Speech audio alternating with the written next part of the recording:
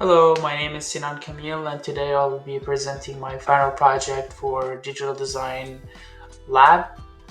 And today I'll be showing you how I was able to develop and program a traffic light controller using Verilog. So I started by having two modules, one that is a .sv, which is a SystemVerilog file, the logic, and then another one would be a test bench .SystemVerilog as well. So I started off by writing the module. I've initiated two inputs, for one for a clock and the other one for reset, and four inputs for the traffic light controller, which is north south, east west, west north, east south, and then northeast southwest. And then also here I've developed four outputs, and each output will be 3 bits, and these will be signaling if the light is on or off.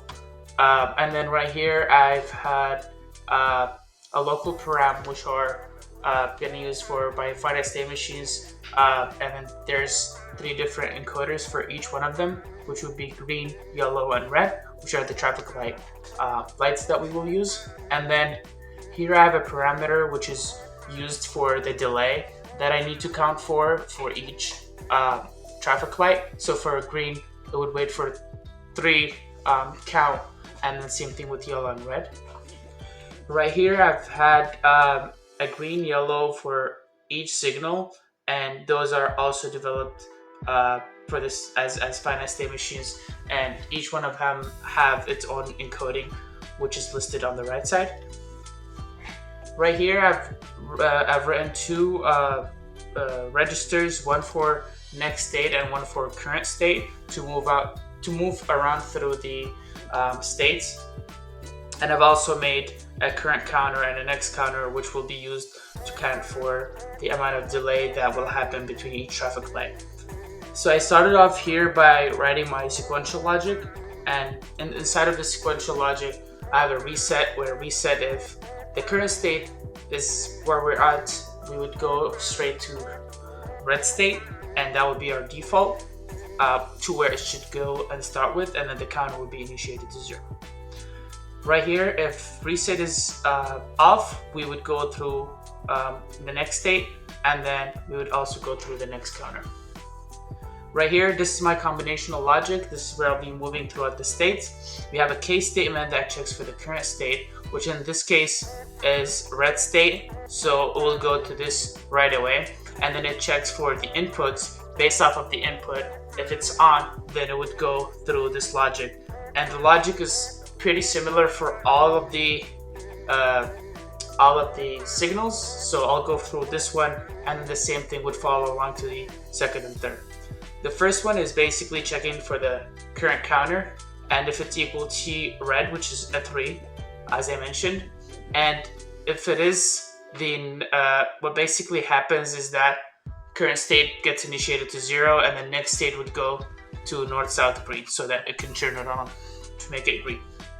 And if the next counter is smaller than T red, then it increments it by 1, and then if that's true, then of course it increments it by 1, but else would be setting next counter to 0, and then next counter would equal to next counter plus 1 for the incrementation to happen until this delay is reached.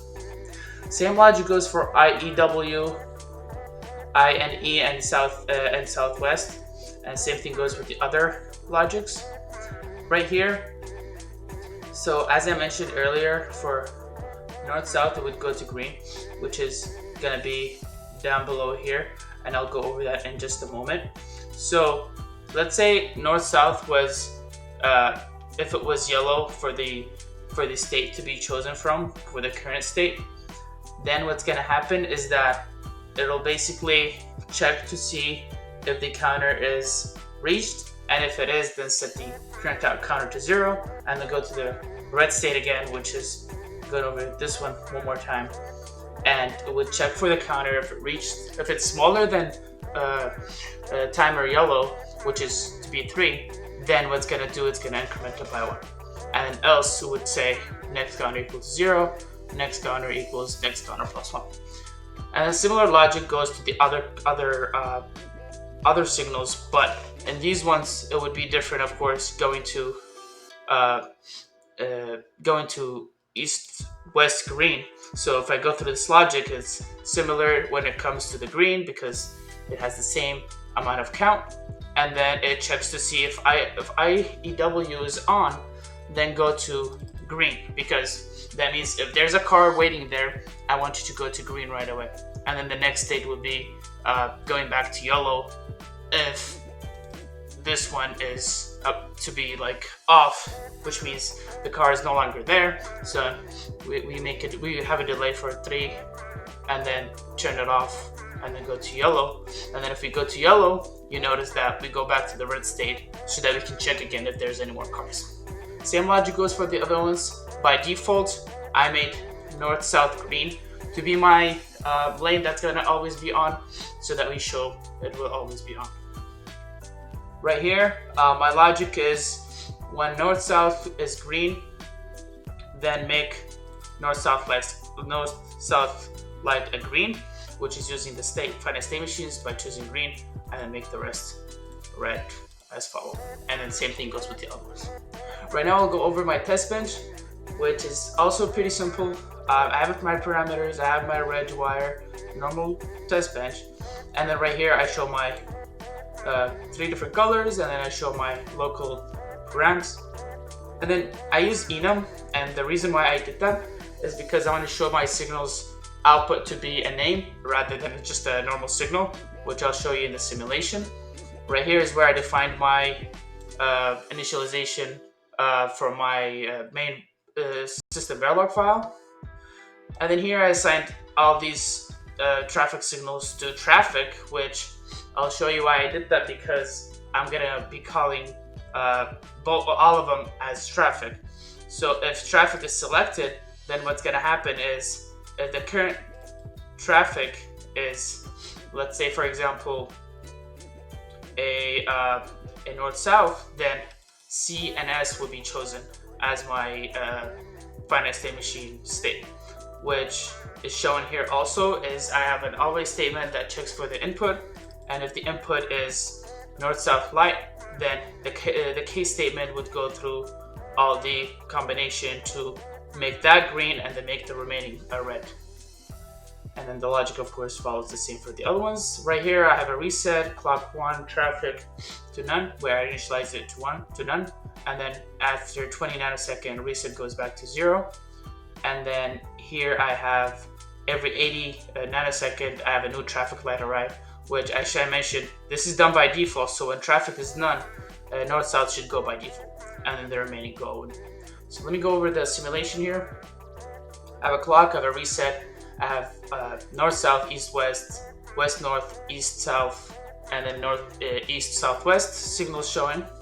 And here's my traffic encoding. And so for my states, it starts to be red. So at the beginning, it should be red at reset. Once reset is over, I can show that there's no traffic. Once there's no traffic, that means north-south should be green at all times. So we check here again where a signal has changed, which is again north-south traffic, which means north-south green should remain to be green. And then all of a sudden we notice that a traffic from east-west has arrived. So that means we need to make sure north-south is yellow now, and then red, and then we go into east-west to be green for it to show that it's green.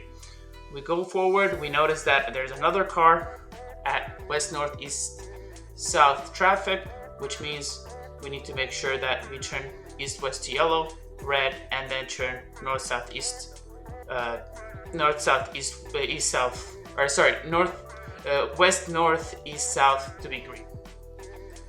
And then we keep going, we do the same thing for the other signals, and then once there's no more traffic, we turn off everything to make it red, and then we remain again to have north, south to be green again. And that will be it for my demo. Thank you very much for watching.